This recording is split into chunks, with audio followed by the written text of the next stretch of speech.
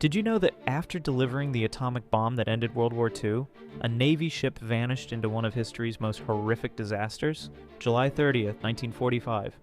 The USS Indianapolis had just completed the most secret mission of the war. They delivered the uranium for Little Boy to a Pacific base. Mission accomplished. They were heading home. Then a Japanese submarine found them. 2 torpedoes ripped through the hull. The ship sank in 12 minutes. No time for a proper distress call.